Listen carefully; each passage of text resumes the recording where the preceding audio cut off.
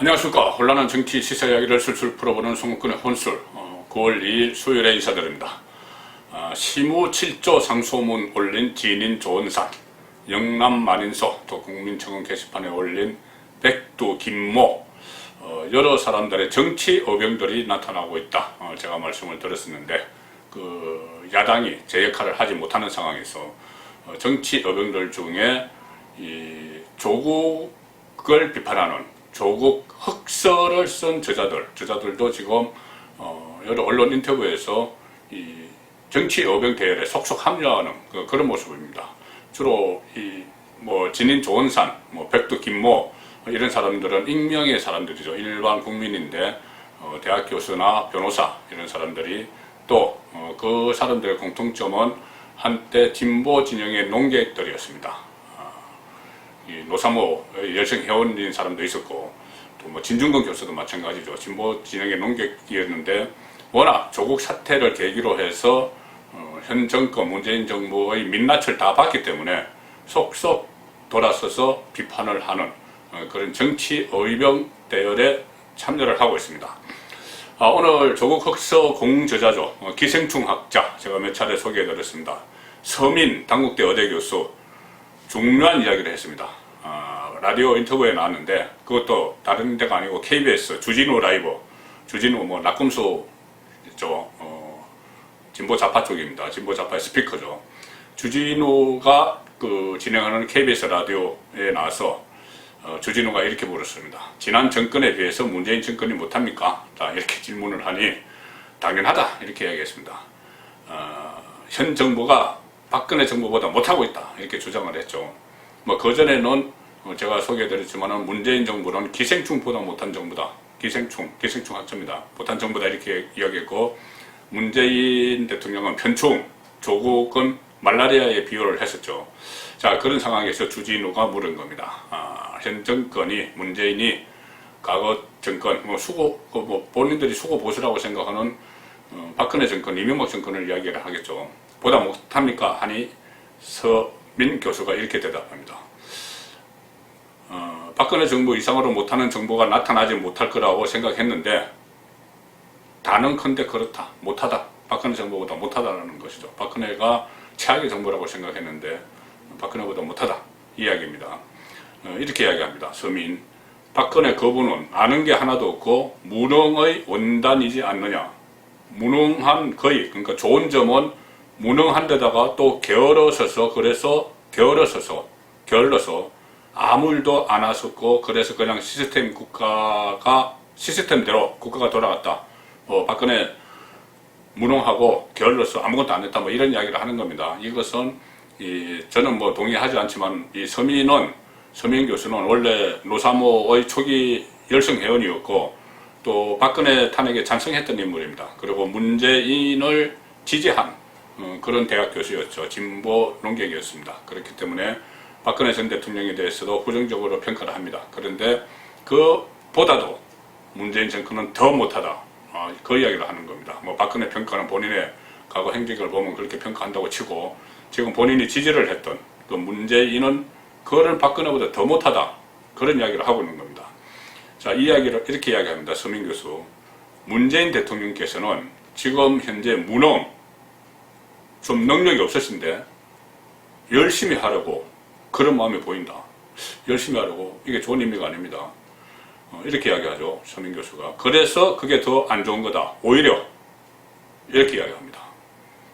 무능한데 열심히 하려고 부지런하니 더 안 좋은 거다 이야기합니다. 차라리 박근혜는 무능하고 열심히 안 했다.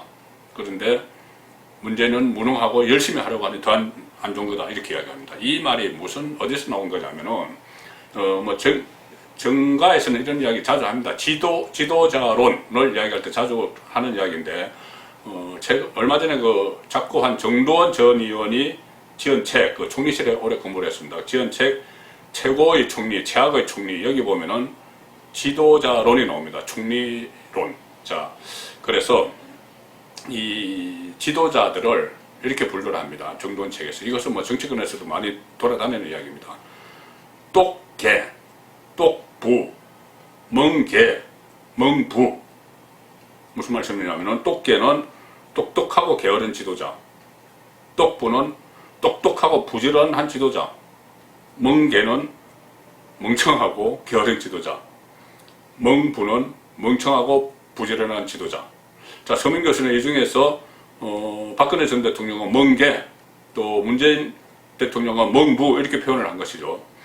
그런데 정도는 이렇게 이야기합니다. 최고의 총리는 똑개다, 똑똑하고 게으른. 그리고 최악의 총리는 멍부다, 멍청하고 부지런한. 이렇게 정리를 합니다. 멍부, 문재인 대통령 멍부 이렇게 표현을 했죠. 서민 교수가 그렇게 표현한 겁니다. 그래서 이 똑똑한 지도자가 부지런하기까지 하면은, 똑부, 부지런하기까지 하면은 아래 사람들이 피곤해지죠. 본인이 다 알면서 막 부지런하면은 아래 사람들이 일하기가 상당히 피곤해집니다. 그리고 부지런하고 똑똑하면 독재자가 될 수도 있습니다. 그렇기 때문에 이 똑똑하지만 게으른 지도자가 오히려 더 바람직하다. 본인은 똑똑한데 좀 게으르게 이렇게 좀 부하들도 좀 쉴 수 있게 해주고, 또 좀 너무 낄 때 안 낄 때 다 끼어서 막 참견하고 만기칠랑하고 그러지 않은 지도자가 더 바람직하다. 그래서 만약에 이 멍청한 지도자가 게으르면은, 멍청한 지도자가 게으르면은 사회적 피해가 그나마 줄어들지만 일을 안 벌리니까, 멍청한 지도자가 부지런하기까지 하면은 부지런하기까지 하면은 대형 사고가 난다. 이것이 정도원 의원이 한 이야기입니다. 지금 문재인 대통령이 상당히 부지런하죠. 그런데 서민 교수의 판단으로는 무능하다, 좀 능력이 없었는데 열심히 한다, 뭐 그런 이야기였으니까, 그래서 제가 정도원 의원 책 이야기를 해드렸습니다.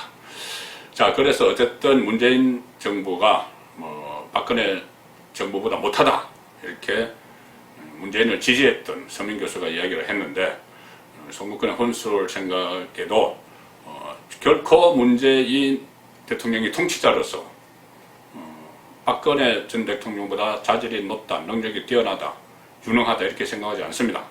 그 중에서 뭐 여러 가지 이유가 있지만은 저는 하나만 딱 들어보겠습니다. 다름 아닌 바로 국민을 위한 마음입니다. 국민을 위한 마음.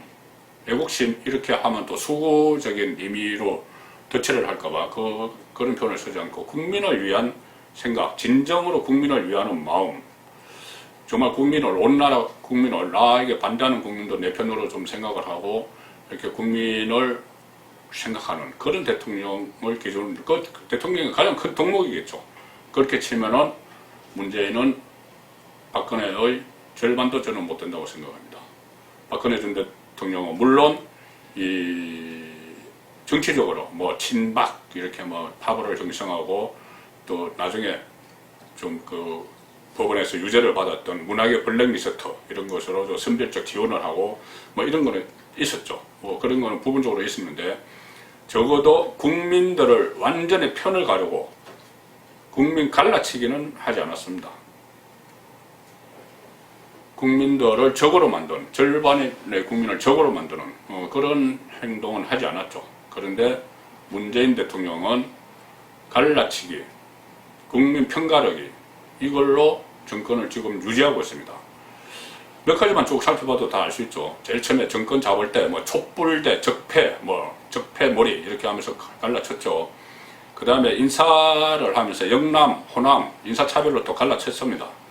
그 지역에서도, 영남에서도 또 TK, PK 서로 지원을 달리하면서 뭐 예타 면제 사업은 PK에다 막 몰아주고, 그 TK, PK도 편을 갈랐죠. 일본과 무역전쟁 벌어졌을 때 죽창가 이야기, 조국의 죽창가 이야기까지 하면서 친일, 반일로 또 완전히 갈라치기를 했습니다.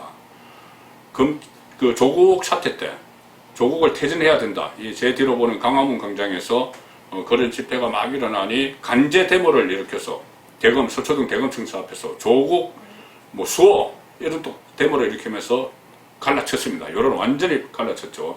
그 이후에 검찰이 살아있는 정권을 수사하니 또 검찰을 갈라쳤습니다. 검찰을 갈라쳐서 정권을 수사하는 검사들은 전부 한직으로 내쫓고, 그 자리에 그 정권을 사수하려는 검찰, 뭐 이성윤, 서울중앙지검장 이런 사람들을 다 그 자리에 앉히면서 검찰까지 갈라쳤죠. 코로나가 최근에 재확산되니 이번에는 그 책임을 전가하기 위해서 종교를 갈라쳤습니다. 정강원 목사가 마치 이 개신교를 대표하는 것처럼 그렇게 이미지를 더 씌우면서 정강원 논란이 일어나자마자 가톨릭 지도자들을 초청을 해서 개신교를 막 비판을 했습니다. 일주일 후에 뭐 형평을 맞추기 위해서 개신교 지도자도 초청을 했지만 딱 그 상황에 중요한 상황에서는 가톨릭 지도자들에게 정강원을 딱 걸면서 엄청나게 개신교 쪽을 비판했죠. 종교 갈라치기입니다. 자, 그런 문재인이 오늘 또 중요한 갈라치기를 하나 했습니다. 이제 의료계를 갈라쳤습니다. 의사들이 파업을 하고 있죠.